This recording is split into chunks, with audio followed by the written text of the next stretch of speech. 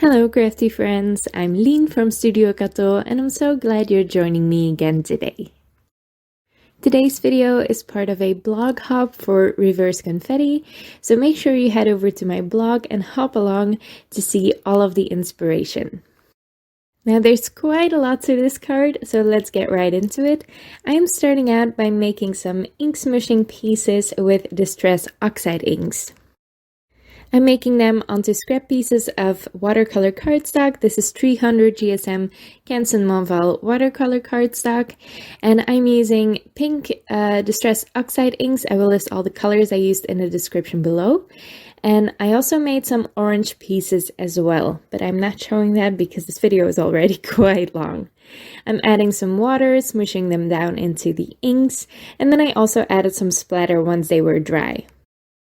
Now this gold splatter especially takes ages to dry, that's why I did this at the start of my crafting session, but I won't actually use these pieces to the end of the video, so just make sure you remember that I made them. While they're drying, I'll start on the actual focal point of the card. Now you might have seen that I put a frame over top of this card panel, and that's just to make sure that I know where to stamp my pieces. I am using some images from the Enchanted Garden stamp set by Reverse Confetti. I am masking some of them off, stamping them in InkOn3 FadeOut Ink for no line coloring, and making sure to create a nice one-layer scene.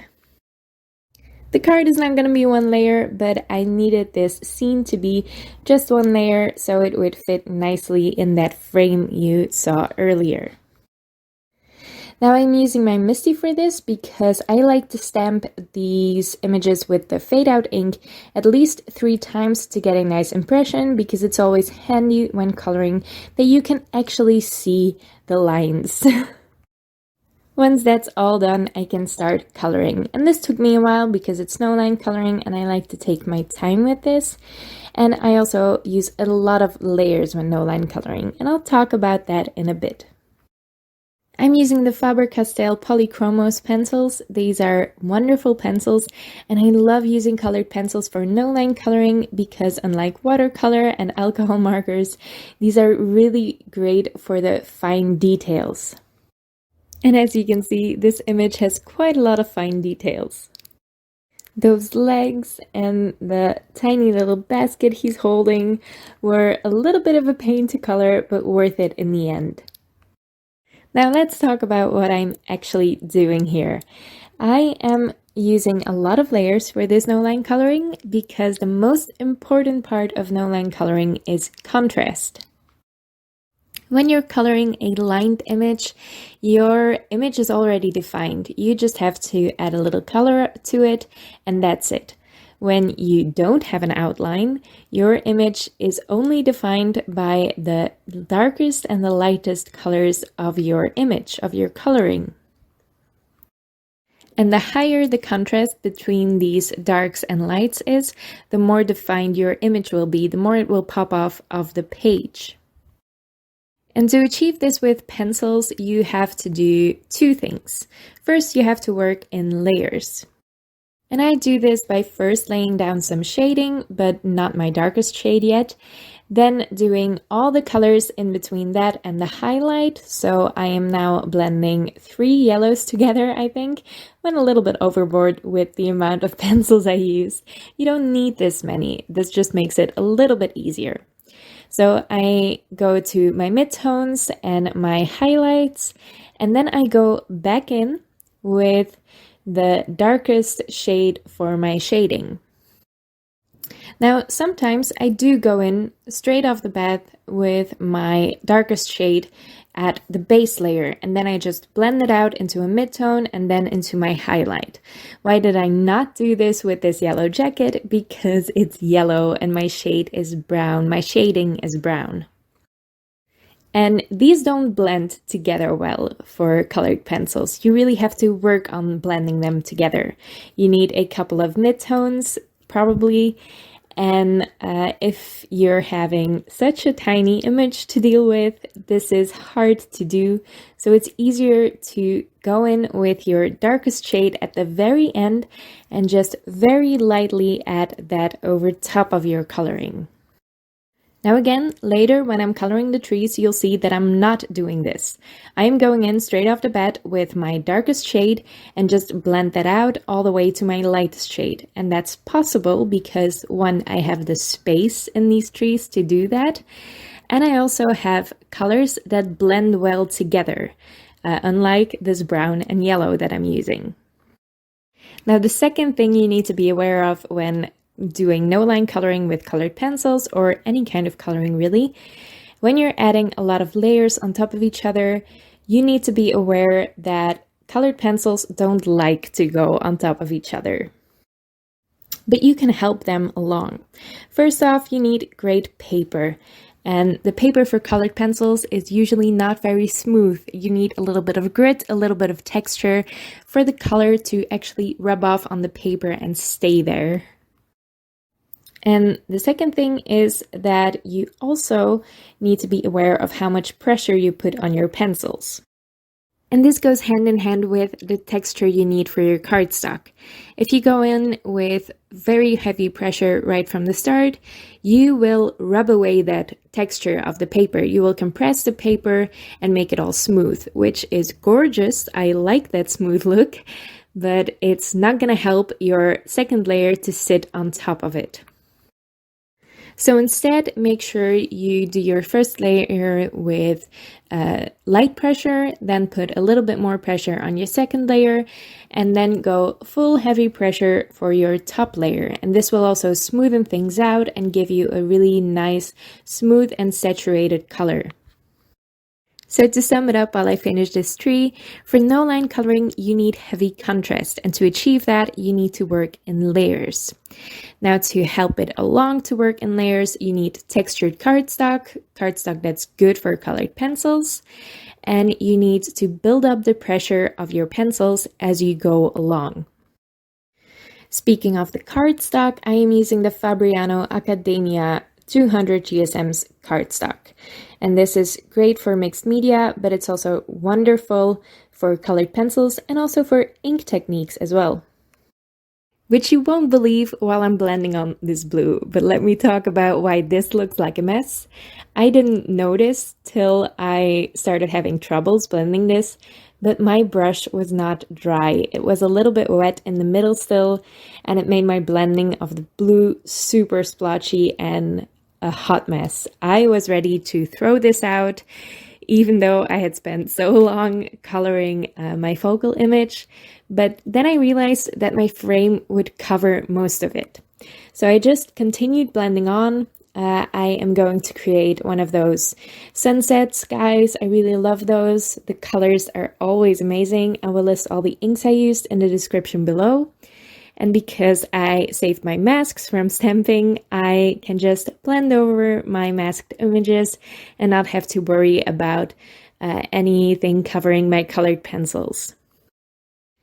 Now again, I promise you this cardstock is great for ink blending. You can see it in all the colors except for the blue.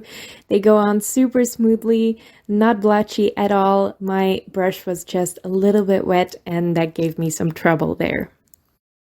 Now this part also gave me some trouble. I fixed it in the end. I just wasn't thinking. I created a mask just by ripping a piece of purple tape in half just to have a little bit of a jagged edge, which is perfect for a grassy hill.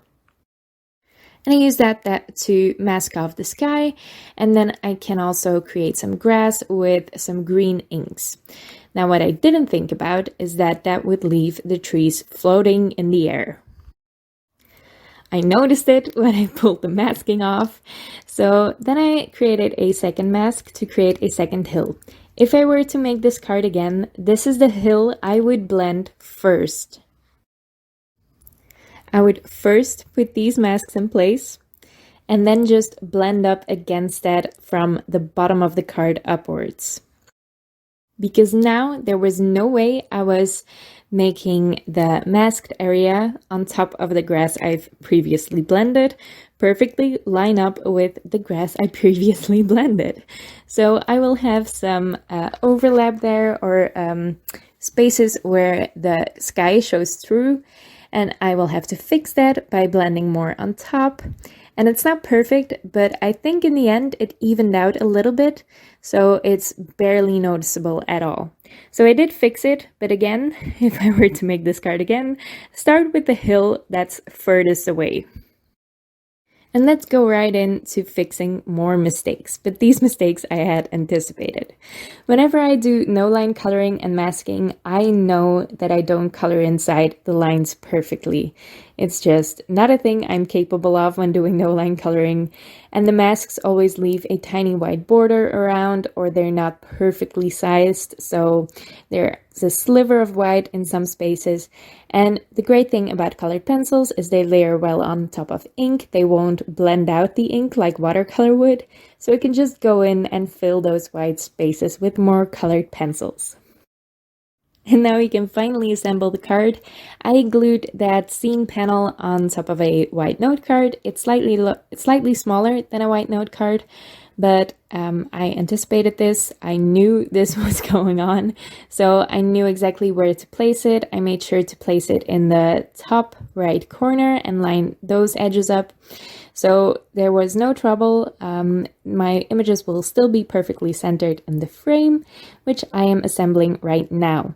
This frame is the Hello Daisy cover die by Reverse Confetti. And you get this cover die that has daisies going up in one corner. I die cut that 4 times and turned it around a couple of times to get this entire frame. Now that does mean that the bottom left corner and the upper right corner are basically reversed. The pretty side of the die is facing down, but this won't be noticeable at all in the end, so no worries there. And I also used those ink smushed pieces that I created right at the start of the video to die cut more of those daisies, and I am adhering those on as well. What you see on the right side of the screen is just some craft foam, and I am pressing my jewel picker in there to give the daisies a little bit of a domed look. So the petals stand up and the center is a little bit dipped down. I can adhere them all around the frame with a Barely Art Precision Craft Glue, and in the center I am putting some Nuvo drops. This is the Ivory Seashell color. Because I am putting this onto distressed oxide inks, this will reactivate the ink and they will get a little bit of that color in the drops themselves. I don't mind this at all. If you mind this a little bit, you could put a dot of glue down before you put the Nuvo drops down. If you let that dry completely, that will basically varnish your distressed oxide inks and make sure you don't get that color into your Nuvo drops. Okay, almost done. I made that matching envelope just by white heat embossing the same focal image from the Enchanted Garden stamp set on a purple envelope, and that finishes up my project. This was a super long make.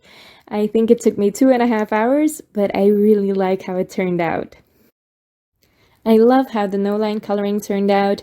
Even though I had some problems with the ink blending, I think that turned out beautiful as well, since the frame covered most of the worst parts off. So I think it turned out pretty cool in the end. I hope you like it too. If you did, make sure to leave a thumbs up on this video and leave your thoughts in the comments below.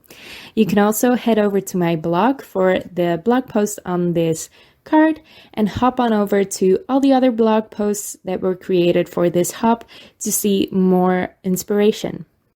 Of course, you can also subscribe to my channel if you want to see more of my videos.